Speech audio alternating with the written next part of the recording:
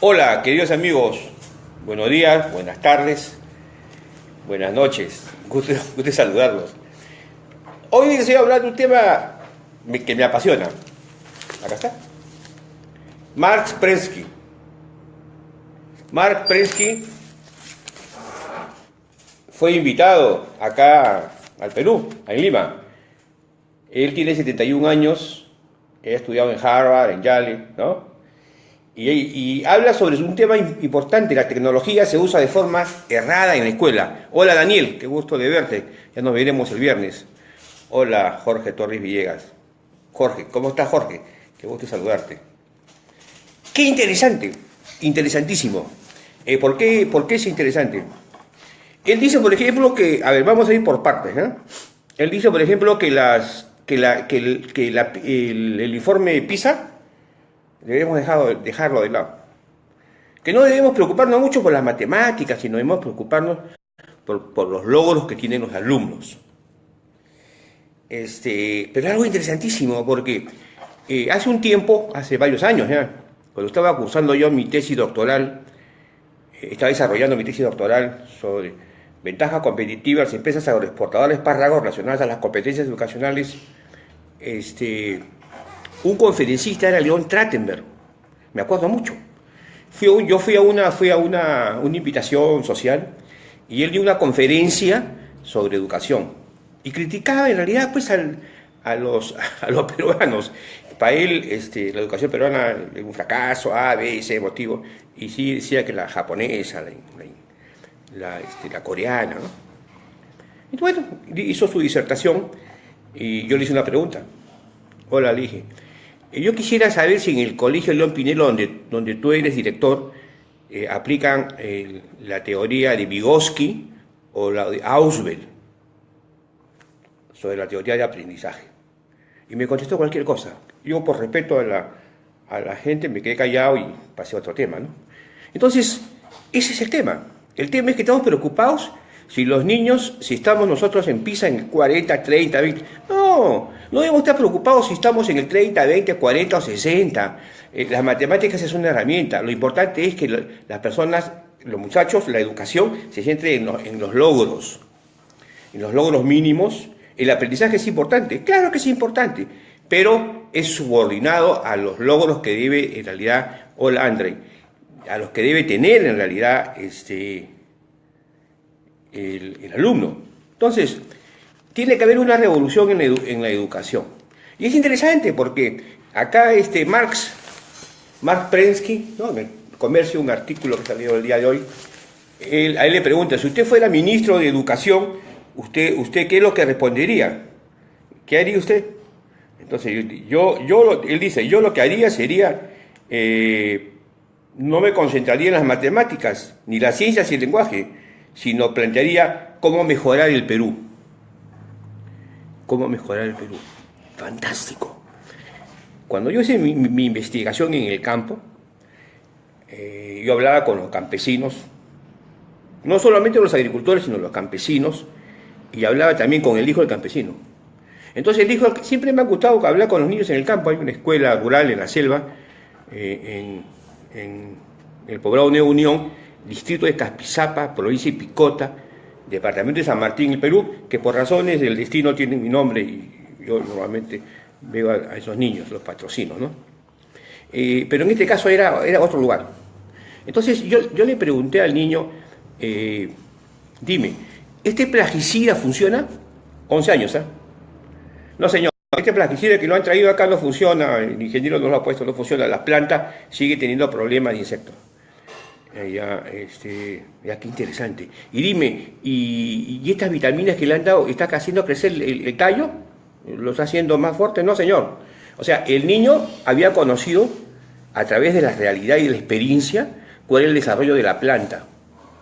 Cómo el turión alcanzaba un calibre determinado para que después sea cosechado por su padre y pueda ser empacado y pueda ser llevado con un golpe frío para exportarlo en vía aérea a Estados Unidos. Entonces, siempre me quedó esa inquietud del aprendizaje sociocultural, de la forma en la que las personas aprenden y logran cosas. Y me dijo, Señor, me dijo, fíjese, y me llevó. Hola Julia, qué gusto de verte. Futura alcaldesa de la punta, Julia, caray. Cuando veo a Julia me entusiasmo su energía, su deseo de mejorar las cosas.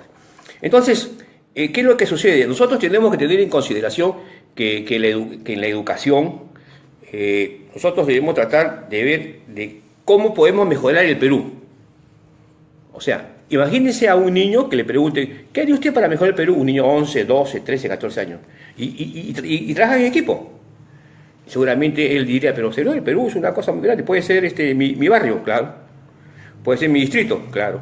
Puede ser. Entonces, ¿qué pasa? Los profesores lo que tienen que hacer, o sea, el Internet ya no es nuestro enemigo de los profesores. El Internet es nuestro aliado. El contenido está en el Internet. El contenido está en el Internet. Primer paso. Segundo paso, somos dos generaciones. La generación que está tratando de adaptarse al Internet y los que han nacido con el Internet. Entonces, hay varios tipos de personas, y se los tengo que decir. Hay personas que viven el futuro hoy. Hay personas que se van a demorar en vivir el futuro, y otras no viven el presente. ¿Quiénes son los que nos deben liderar? Las personas que viven el futuro hoy. ¿Por qué? Porque los cambios de la sociedad nos están llevando en realidad a situaciones en las que la interconexión, las redes y el desarrollo en realidad de los diversos factores de la nanotecnología, los factores biológicos, están haciendo de que nosotros cambiemos nuestra manera de ser. Entonces, hola Alejandro Vidaurre, qué gusto de verte. Juan Polo también. Eva, ¿cómo estás? Entonces, debemos de reflexionar. Debemos reflexionar sobre el tema de la tecnología, cómo se está usando en la escuela. O sea, la tecnología no debe ser usada solamente para resolver problemas. O sea, nosotros no debemos hacer de que el alumno solamente resuelva problemas, sino lo que debemos hacer es que el alumno cree un proyecto. O sea, el emprendimiento, que puede ser un emprendimiento espiritual, intelectual, puede ser un emprendimiento de diversos índoles. Por ejemplo, uno de los cursos que yo enseñaría, si yo fuera ministro, antropología y sociología, fundamental, muy importante, porque son las herramientas que le permiten al hombre poder en realidad ver cómo está su sociedad. Eso no significa que no veas la ciencia, no, sino que tenemos que adentrarnos dentro del espíritu del ser humano. Importantísimo. Vamos a hablar del Perú. El Perú tiene 30 millones de personas. Aproximadamente un 35%, 40% es mano de obra no calificada. Mano de obra no calificada, ¿ok? Tenemos un 20% mano de obra calificada en diversos niveles. Después nos queda otro 25%, y de ahí lo dividimos en dos aspectos. La posibilidad de personas que manejan los sistemas automatizados, y un 2-3% los sistemas robotizados. Entonces, nosotros tenemos 30 millones de personas, donde debemos mejorar la calidad de vida de las personas, pero lo que tenemos que entender es que la educación para nosotros es de que hayan logros de las personas que no tienen mano de obra calificada. O sea, ellos tienen que entrar a una siguiente etapa. ¿Y lo pueden hacer?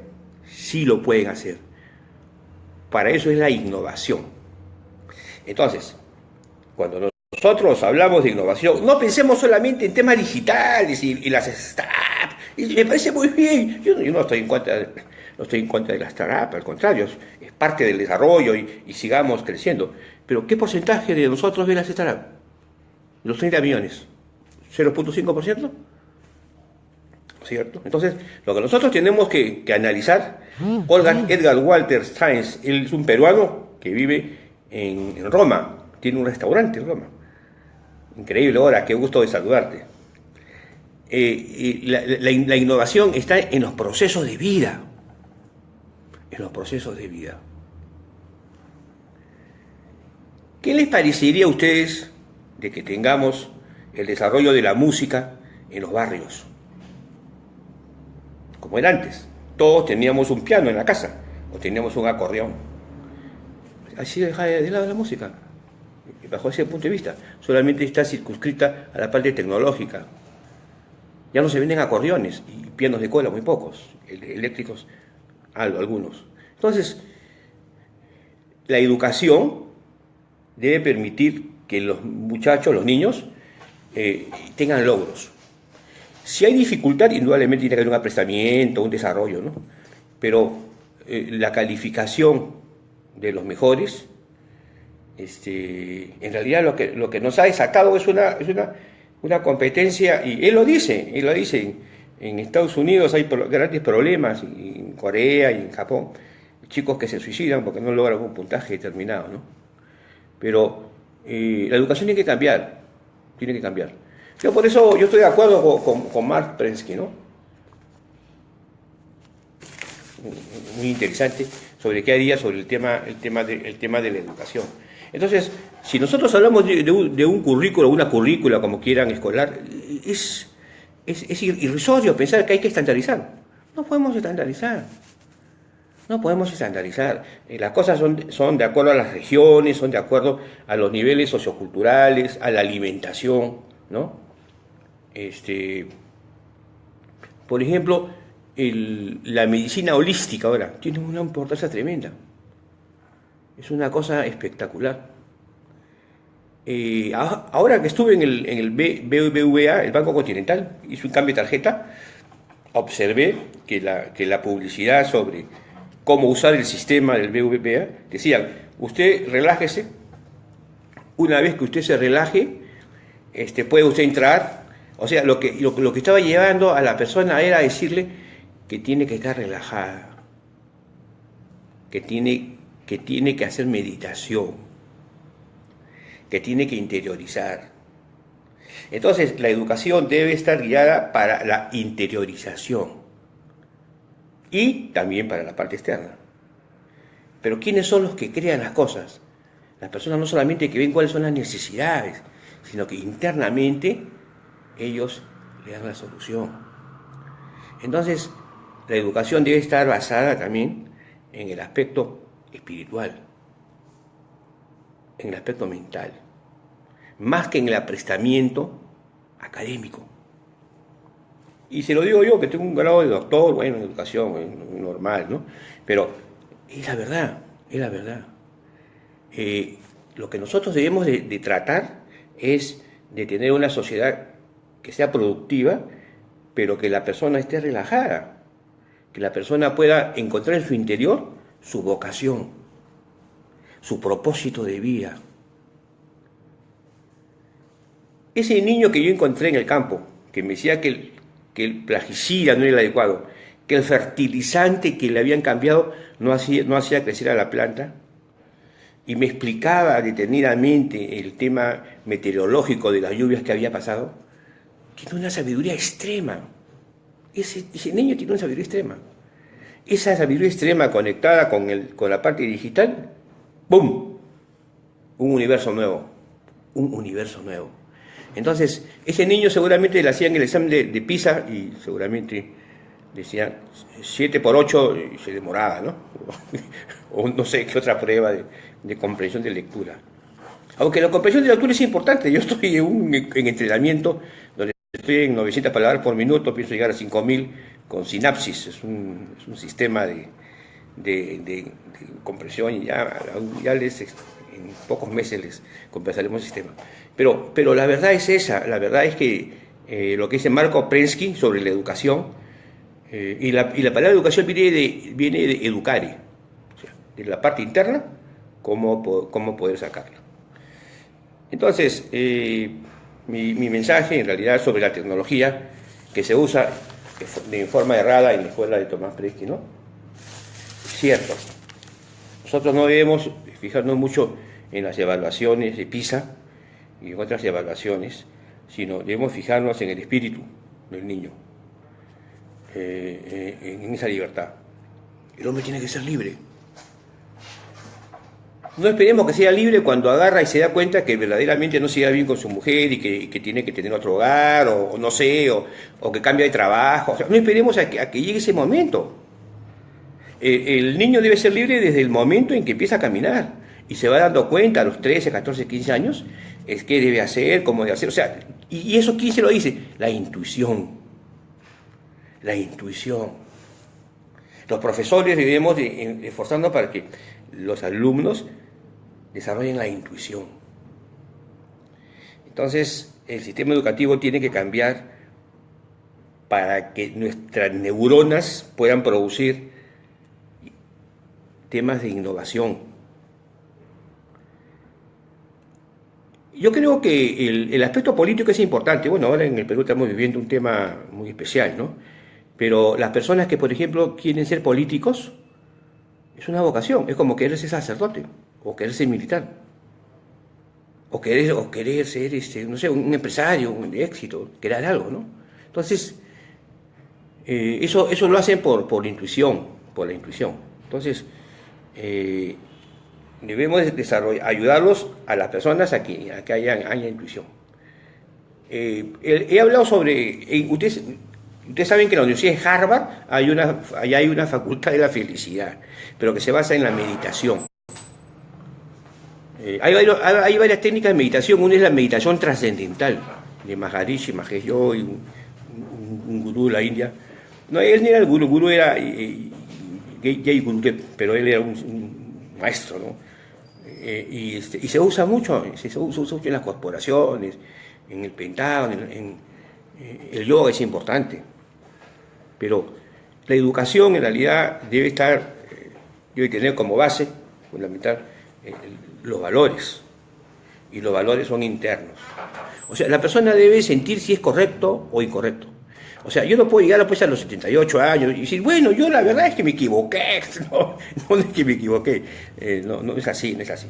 Yo debo de caminar en base a mis ideas. Y si me equivoco, pero no puedo decir, bueno, no me di cuenta. Uno debe de aceptar sus conductas, su manera de ser. Entonces, en relación a nuestro país y en relación a América Latina, yo creo que qué interesante. Acá hay una pregunta, doctor, ¿cuál es el mejor método para el aprendizaje? Interesantísimo. Yo creo que aquí hay dos situaciones, y eso lo he estudiado. Nosotros estamos acostumbrados a la metodología de Ausubel, o sea, pasamos de primaria, secundaria, universidad, pregrado, posgrado, ¿no? O sea, hacemos una escala del aprendizaje, ¿correcto? Hacemos una escala del aprendizaje. O sea, no hay un backup, es una escala, es un devenir. Y el otro sistema de aprendizaje es el de Vygotsky. Lamentablemente Vygotsky estuvo en la época de Lenin, era comunista y murió en el pulmón, pero él dejó un legado que ahora pues es lo que ya le llamamos el mentor en el coach, ¿no? Él dijo de que las personas tienen dos características, el aprendizaje de la zona intermedia y de la zona próxima a desarrollo. Entonces, para mí el aprendizaje, la mejor forma de aprendizaje, en realidad, tiene varias vertientes. O sea, uno debe conocer al alumno o a las personas que están a su alrededor. Y debe de detectar cuál es la mejor forma de aprendizaje. Un ejemplo, se lo pongo yo como consultor.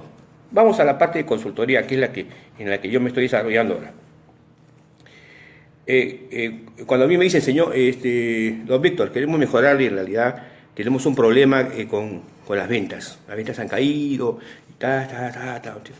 Entonces, yo le digo, bueno, yo no soy un experto en ventas, pero yo sí le puedo decir qué persona puede dar una capacitación sobre las ventas. ¿Y cómo? No hay problema. Hago un diagnóstico de cómo aprenden las fuerzas de ventas.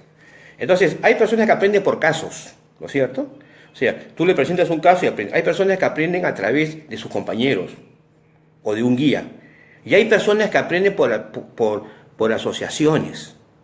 Entonces, no hay un solo modelo de aprendizaje. Entonces, yo hice un diagnóstico y le dije, ya, este es el resultado. Estas personas aprenden de esta forma. El 80% aprende de esta forma. Estos aprenden así. Estos aprenden porque tiene que haber un guía. Pero hay 30% que aprenden por casos. Entonces yo le dije, ¿quiénes son los que venden más? Deme usted los nombres. Yo los nombres y cuadraba. Los del 30% vendían más que los otros, que los que eran controlados. Todo.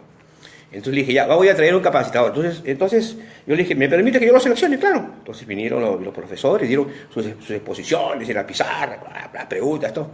Ok, ya, muy bien, mucho gusto, ¿no? Hasta luego.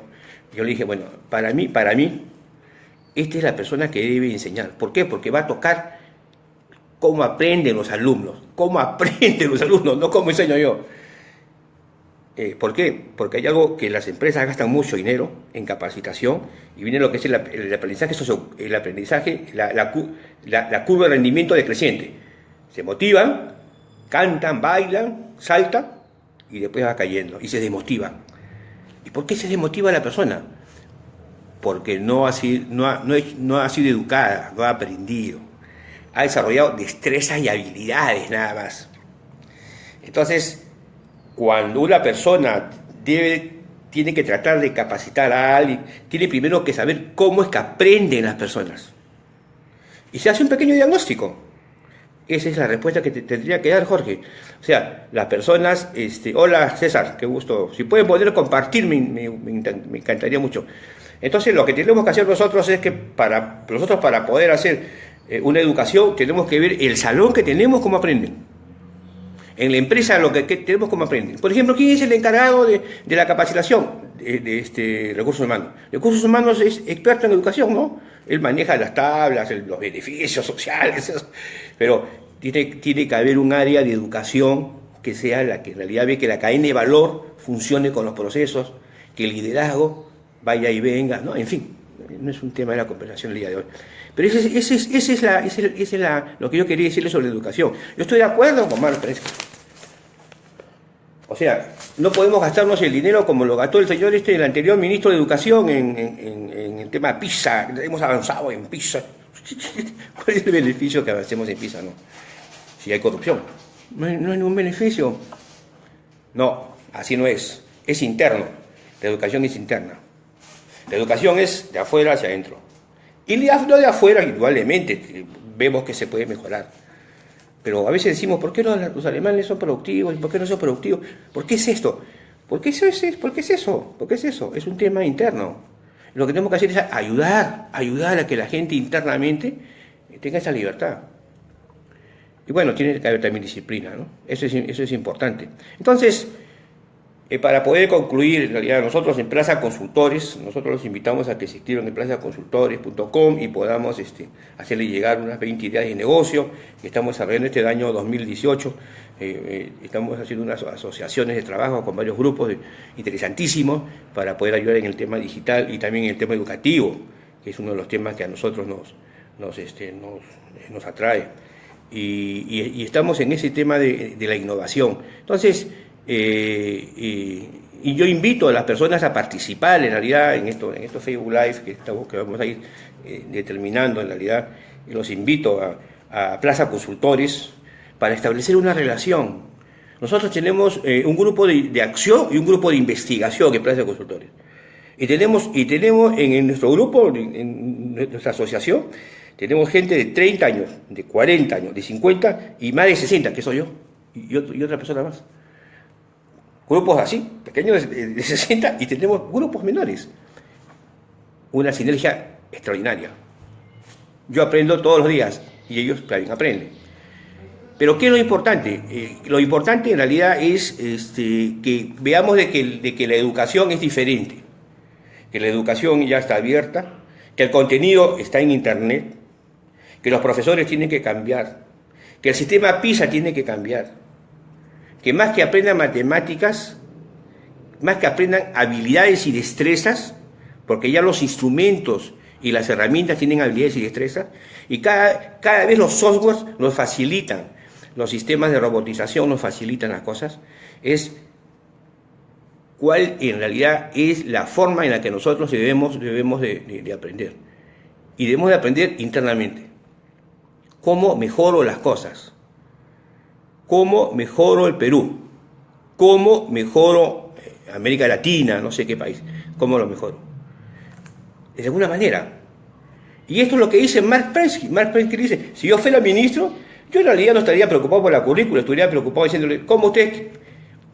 El 2 de abril, muchachos, grupo A, ¿Cómo mejoramos en realidad el sistema de agua potable en el Cusco? 5 meses. Adelante. Entonces el colegio verá, les paga el pasaje, viene un profesor de Cusco, los chicos investigan. Imagínense el sistema de agua, vamos a tener problemas de agua. Claro, tenemos suerte que tenemos el río Amazonas y podemos hacer un gran túnel y poder traer el agua del Amazonas en un momento dado, una emergencia, con el deshielo. Pero imagínense que uno ya de chico esté mirando temas relacionados a la producción en el campo. Por ejemplo, ¿cómo puede ser posible que yo haya conocido la uña de gato hace 15 años? Puede ser posible. La Uncaria tomentosa, la planta, que la haya conocido hace 15, 20 años. No puede ser. Yo conocerla hace, pues, a los 10, 12, 14 años. Entonces, lo que nosotros tenemos que lograr es de que nosotros veamos la riqueza que tenemos internamente, los minerales que tenemos, las posibilidades de la construcción a través de otros sistemas de construcción. Me contaba un amigo hace 1 año y medio que su hijo creó todo un sistema para hacer en la construcción, hacer los ladrillos, pero de adobe, ¿no? Y no pudo acá en Perú no pudo. Entonces está trabajando en Francia y ahí están trabajando para naciones de la África, ¿no? Entonces, eso es lo que debemos hacer. Debemos dejar que esa iniciativa, ese tema de innovación, o sea, dejarle tareas a los muchachos, ¿no? ¿No? Es interesante. Por ejemplo, ya para ir terminando, en el Perú, en el siglo pasado, en 1960, se hizo un esfuerzo para construir una planta de calzado en Trujillo. Se trajeron máquinas, alemanes, todo un sistema maravilloso. Aplausos, en esa época el gobierno militar, creo, aplausos, todo. Y yo pregunto, ¿tenemos industria de la curtiembre? Nos miramos, no, la curtiembre se importa. ¿Tenemos ganado vacuno? No. ¿Tenemos pastizales? No tenemos pastizales. Entonces, la pregunta es, ¿cómo creas tú una industria del calzado si no tienes pastizales, no tienes vacas y no tienes curtiembre? Algo lógico. Una más. Allá va. Nosotros queremos desarrollar, por ejemplo, la moda. Tenemos muchas personas que se dedican a la moda. Hola, María Quije, qué gusto saludarte. Me encantaría que también inviten a participar, a compartir. Ahí viene, ¿eh? Vamos a suponer que yo tengo un montón de jóvenes o de emprendedores que quieren desarrollar la moda y que quieren, pues, tener nuestra moda se desarrolle. Pues no a través de Promperú, Prompex, no, esos son elementos del Estado. La gente va a ganar su sueldo, hacen ferias, todo. Las personas viajan, ponen $5,000, $10,000, pues vienen y no venden nada, ¿no? O sea, no podemos confiar en la parte burocrática. Tenemos que crear cosas que el mercado le guste, lo quiera adquirirlo, ¿no? Ok, entonces, una persona, por ejemplo, agarra y produce prendas. Vamos a suponer que produce una falda típica, maravillosa, una prenda. Entonces ella tiene que tener textiles. ¿Y los textiles de dónde salen? De los hilos. ¿Y los hilos de dónde salen? Del algodón. ¿Pueden ustedes pensar que hace 20 años teníamos 250.000 hectáreas de algodón en la costa peruana? ¿Cuánto hay ahora? 25.000. Entonces, si nosotros queremos desarrollar los textiles, si queremos que Gamarra crezca, que haya 50 Gamarras, que las personas se exporten, todo, tenemos que tener algodón. Y para tener algodón tenemos que tener sembríos de algodón.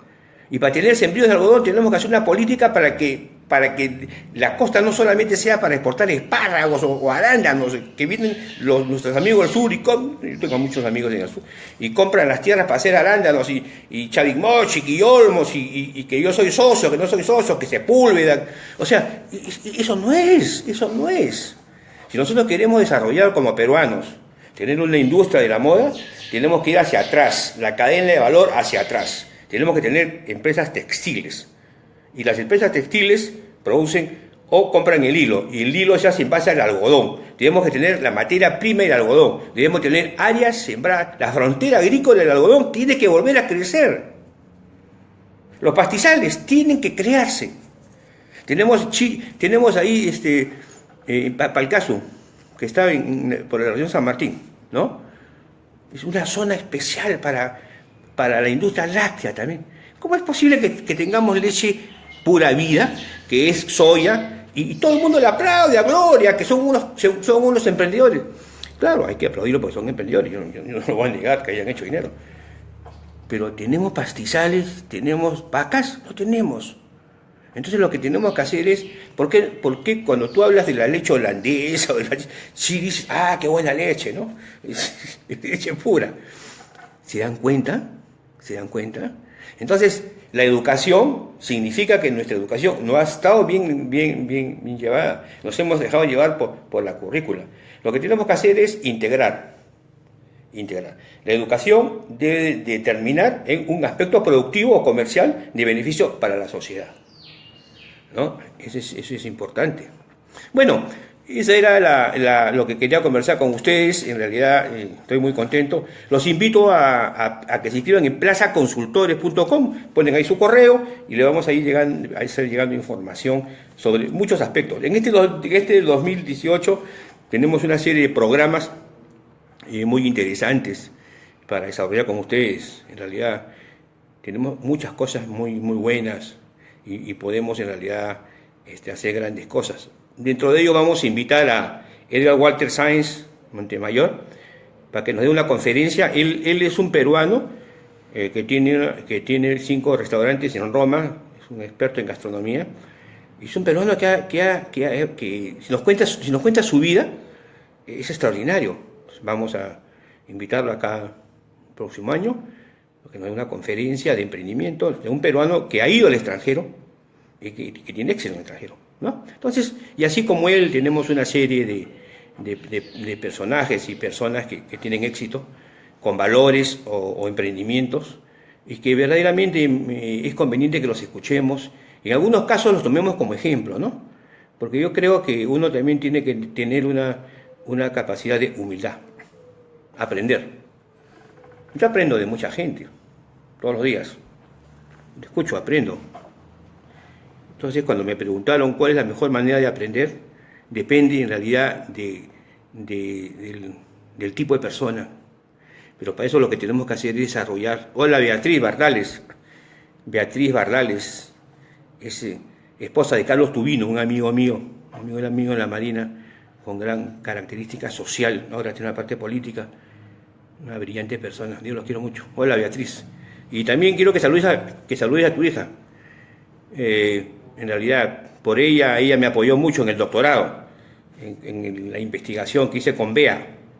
Bea me ayudó mucho en la investigación que hice a las industrias agroexportadoras de espárragos. Efectivamente, entonces tenemos que tener esa característica nosotros de aprendizaje y esa característica social. Los esperamos, inscríbanse en plazaconsultores.com. Voy a tener con ustedes una comunicación directa. Y vamos a tener ejemplos de personas de éxito. Es impresionante. Jóvenes, gente que sí también ha desarrollado startup, ¿no? Pero miremos el Perú profundo. La mayor cantidad de nosotros es mano de obra no calificada. En las ciudades y en el aspecto rural. ¿Qué hacemos con ellos? Ese es el trabajo.